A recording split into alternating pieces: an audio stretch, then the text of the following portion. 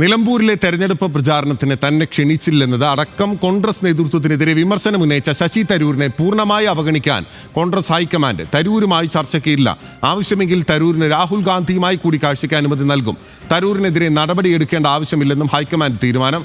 എന്നാൽ നിലമ്പൂരിലെ star campaigner ലിസ്റ്റിൽ തരൂരിന്റെ പേരുണ്ടായിരുന്നുവെന്ന് KPCC പ്രസിഡന്റ് സണ്ണി ജോസഫ് പറഞ്ഞു. ആർക്കും പ്രത്യേക ക്ഷണമില്ലായിരുന്നു. തരൂർ തിരക്കിലായിരിക്കാമെന്നും സണ്ണി ജോസഫ്.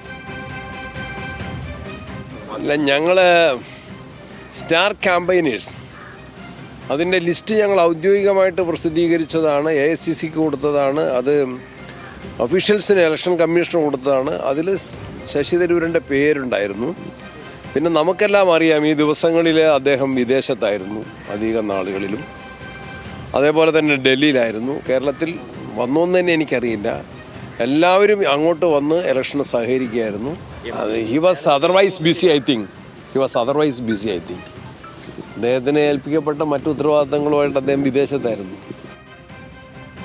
തരൂർ വിദേശത്തായിരുന്നത് കൊണ്ടാണ് പ്രചാരണത്തിന് എത്താൻ കഴിയാത്തതെന്നും തലമുറ മാറ്റം വരുമ്പോൾ രീതികളിലും മാറ്റം വരുമെന്നും K മുരളീധരൻ. അവൈലബിൾ ആണോ എന്ന് അറിയാത്തത് കൊണ്ടാണ് അദ്ദേഹത്തിനെ ബന്ധപ്പെടാതിരുന്നത്. നേരെ മറിച്ച് അദ്ദേഹം അവൈലബിൾ ആണെന്ന് അറിഞ്ഞിരുന്നെങ്കിൽ തീർച്ചയായിട്ടും ക്ഷണിക്കുമായിരുന്നു. ഇതെല്ലാമായിട്ട് പോലും താരപ്രചാരകരുടെ പട്ടികയിൽ അദ്ദേഹത്തിൻ്റെ പേരുണ്ടായിരുന്നു. തലമുറകൾ മാറുമ്പോൾ ഒരുപാട് ശൈലിയിൽ മാറ്റം വരുമല്ലോ. നമ്മളതിനെ ആരെയും പറഞ്ഞിട്ട് കാര്യമില്ല. കാരണം ഓരോ തലമുറ മാറുമ്പോൾ അവരുടേതായിട്ടുള്ള ശൈലികൾക്ക് മാറ്റങ്ങളുണ്ടാവും. അപ്പോൾ ആ മാറ്റങ്ങളുടെ ഫലമായിട്ടാണ് സ്വാഭാവികമായിട്ടും ഉണ്ടാവാൻ ചാൻസ് ഉള്ളത്. അല്ല, ഇപ്പോഴത്തെ നേതൃത്വമായിട്ട് അങ്ങനെ അഭിപ്രായ വ്യത്യാസം അദ്ദേഹത്തിന് ഉണ്ടാവേണ്ട ഒരു കാര്യമില്ല. ഞങ്ങളെല്ലാ കാര്യവും അദ്ദേഹമായിട്ട് ബന്ധപ്പെടാറുണ്ട്. ഇപ്പോൾ തിരുവനന്തപുരത്ത് തന്നെ ഞങ്ങൾ കോർപ്പറേഷൻ കാര്യങ്ങൾ ഉൾപ്പെടെ അദ്ദേഹത്തിൻ്റെ ഉൾപ്പെടെ സജഷൻ വാങ്ങിക്കൊണ്ടാണ് ഞങ്ങൾ തീരുമാനം എടുക്കുക. ഒരു സംശയമില്ല കാര്യത്തിൽ. വിവരങ്ങളുമായി ഡൽഹിയിൽ നിന്ന് ശരത്ലാൽ നമുക്കൊപ്പം ചേരുകയാണ്. ശരത്ലാൽ, മറുപടിയില്ല, അവഗണിക്കുന്നു, അതാണ് ഹൈക്കമാൻഡിന്റെ തീരുമാനം തരൂരിനോട്. പോത്തൻ അത് തന്നെയാണ്, ചുരുക്കവാക്കിൽ അത് തന്നെയാണ് താങ്കൾ പറഞ്ഞ പോലെ അത് തന്നെയാണ് യഥാർത്ഥ ഒരു മെസ്സേജ്. മറുപടിയുമില്ല, അങ്ങോട്ട് പോവില്ല, ചർച്ചയില്ല, ഒന്നുമില്ല. ശശി തരൂരിന്റെ വഴിക്കും കോൺഗ്രസിന്റെ വഴിക്കും ഹൈക്കമാൻഡ് എന്ന നിലപാടുമായിട്ടാണ് ഹൈക്കമാൻഡ് ഇപ്പോൾ മുന്നോട്ട് പോകുന്നത്. അതുകൊണ്ട് തന്നെ ശശി തരൂരിനെ ഇനി വിളിച്ചു വരുത്തിയ ഒരു ചർച്ചക്ക് കോൺഗ്രസ് ഹൈക്കമാൻഡ് തയ്യാറില്ല എന്നാണ് നമ്മൾ രാവിലെ സംസാരിച്ചപ്പോൾ AIC ജനറൽ സെക്രട്ടറി സൂചിപ്പിച്ചത്, ജയറാം രമേശ് സൂചിപ്പിച്ചത്.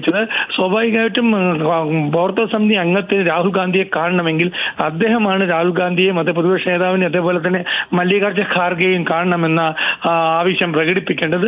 അങ്ങനെയാണെങ്കിൽ അദ്ദേഹത്തിന് അപ്പോയിന്റ്മെന്റ് രാഹുൽ ഗാന്ധി നിർബന്ധമായും കൊടുക്കുമെന്ന് തന്നെയാണ് ജയറാം രമേശ് പറയുന്നത്. ഇതിൽ പറയുമ്പോൾ വളരെ വരികൾക്കിടയിൽ ഒരു വാചകം തന്നെ അതിൽ പറയാം. കാരണം കോൺഗ്രസിന് ഇപ്പോൾ ശശി തരൂരിനെ ദേശീയ തലത്തിലോ കേരളത്തിലോ ആവശ്യമില്ല എന്നുള്ളൊരു സൂചനയാണ് അതിലുള്ളത്.